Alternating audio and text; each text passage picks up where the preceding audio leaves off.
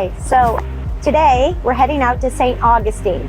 Pretty excited about it. We've been there before and we really want to share with you some of our favorite places and discover new things with you there. So let's go to St. Augustine and see what we can discover.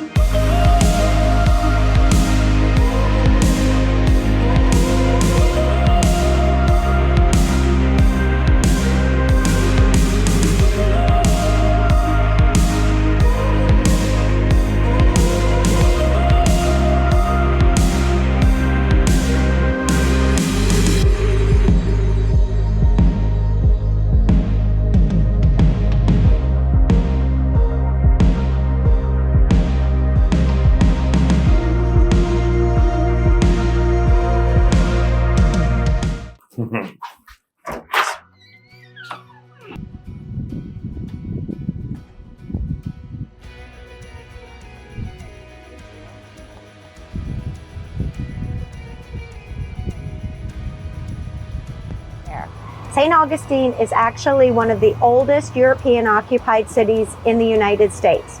It is the oldest. I believe it's been occupied since 1535, which actually makes it almost 500 years old, which is crazy in US history time. So let's go to St. Augustine and see what we can discover.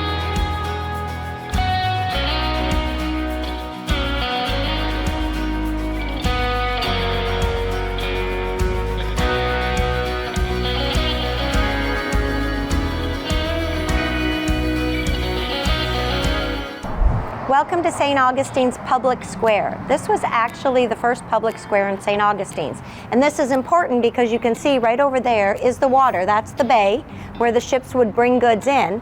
And that's the Bridge of Lions, just to get an orientation point to where we are.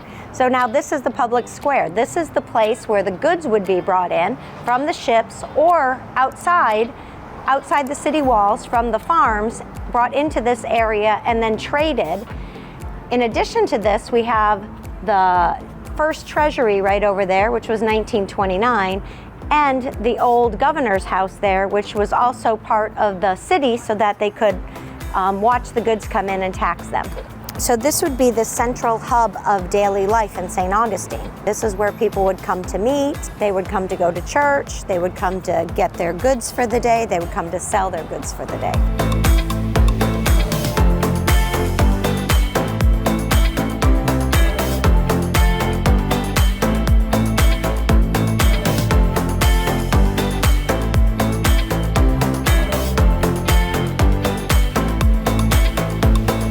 So this restaurant is Casa Riena, and we ate here last time we came. They have another great outdoor rooftop bar. They have all this outdoor seating and good place to come have something different, which is Mexican on your Florida vacation.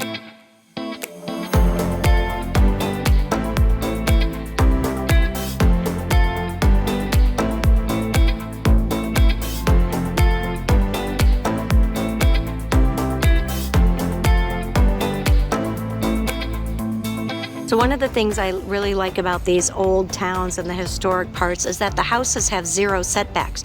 You can see they're right against the street. So there's no sidewalks, they're right butted up right to where the street starts. And it's kind of a neat thing, and that's one of the ways that I know I'm always in a historic district. So this is an example of how narrow the streets are in St. Augustine, or some of the streets anyways. Most of the back streets. And you can see that the setbacks for the buildings are right on the street. So this street was called Avil Street. And I hope I'm saying that right. I may not be for the locals. But this was also called the street of the Spanish hospital. So this was the street where the hospital was back in Spanish times. But it was named Avils because it was named for or in honor of Mendez, who was the founder. And we saw his picture earlier of St. Augustine, in his hometown was Avil. So that's why this is called Avil Street.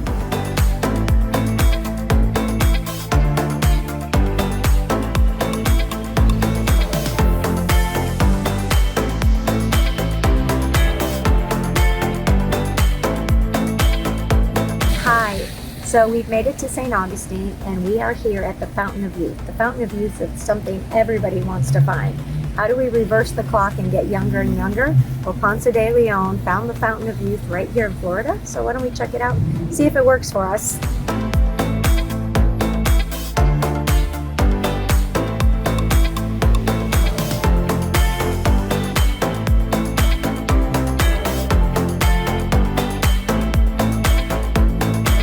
So here we are, and we are at the oldest continuous European colony in the United States.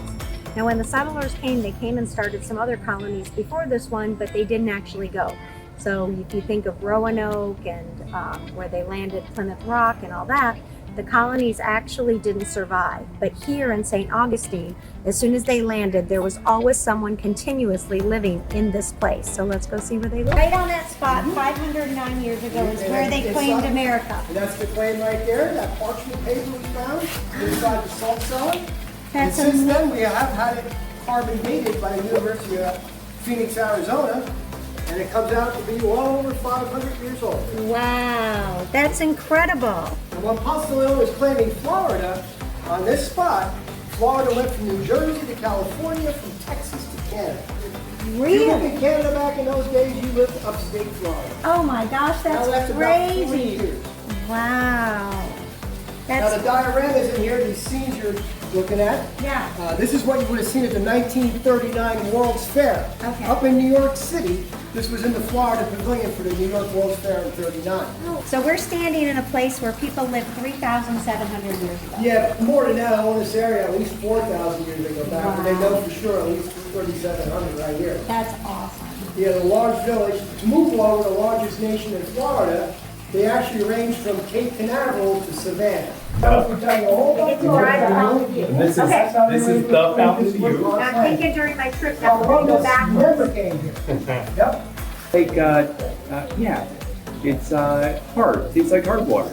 So It's what they told us actually is that the water from the Fountain of Youth comes from the Florida aquifer that basically sits underneath most of Florida. So we live over on the Tampa side. And they said actually every single day if we're drinking tap water, we're drinking Fountain of Youth tap water. So can't say that's that right. it really Right out helps of me the that tap. much, but that is what they say. So if you come to Florida, any place you drink tap water, you're actually drinking Fountain of Youth. right there's me and you. Cheers. So in this park, they have a lot of peacocks running around. They're everywhere, and you can see them right here. They're just roaming around the park. Which is so cool. They're wild, they're free-range peacocks. Hello. I guess they're not shy. No, they're used to people. So, I may pronounce it wrong, but it's tinajones. So these are the large clay pots that were actually like the water catchers for the Indians. So this was where they kept their water. They were their water pots. So they always had a supply of water, and as we walk around the park, you'll see these big clay pots. And that's what they were used for, fresh water. So these are called dugout canoes. And what's super cool about those is they actually would burn a fire in them and then hatch it and knock the wood out until they had a canoe. So you can see it's just like a big tree that's half fallen, and then they burn it out and dig it out, and then it floats in the water, and that becomes their canoe. And these huts shows examples of how the Timucuans lived. They said the roundness and the pitch of the roofs made it nice in the Florida weather because it kept the insides cooler. So shade and cooling. Oh, so the heat escapes out the top. So you can see the top doesn't have like grass on it Right. or topping or whatever. Yeah, there's no Thatch. There's no thatch on it. And here they said is a typical meal that the Indians would eat. So you can see pumpkins and squash. We've got fish and crabs, oysters, lots of oyster shells they say they found around here. And they said that the people lived in about groups of 200. So that there was about 200 people to a village, and that was the number they needed to help sustain life and help support each other, but not have too many people that they couldn't feed them. Oh, it is way cooler in here. Yeah, interesting, huh? Yeah. Alligator skin.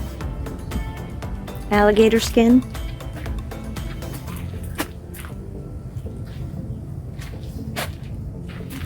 And they had fire extinguishers. No. How about a broom? How about a broom to sweep Oh, you out? think that's what these are, brooms? Yes, that's a broom. That's what they were used for. Aha! Yes. Look at that, and it works. And fire extinguishers. And fire extinguishers. So they said that each hut lived about 2 or 3 generations of people. This would maybe be their large council hut, where they would actually hold tribal councils and things. And it could hold 60 people in the tribe, most of the adult males. On the grounds is when the Spanish came, this was one of the original Catholic missions. Actually, it is the original Catholic mission in the United States, in America. And it was started by the Spanish. And they, of course, what they tried to do was to convert the Indians over to be Catholics. They always tried to do that. They're beautiful. I'm getting all bit up. Okay.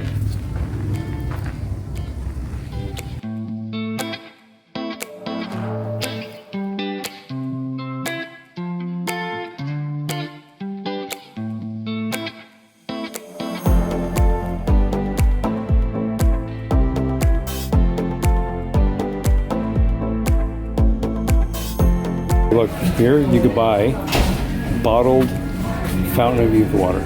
Oh, that's funny.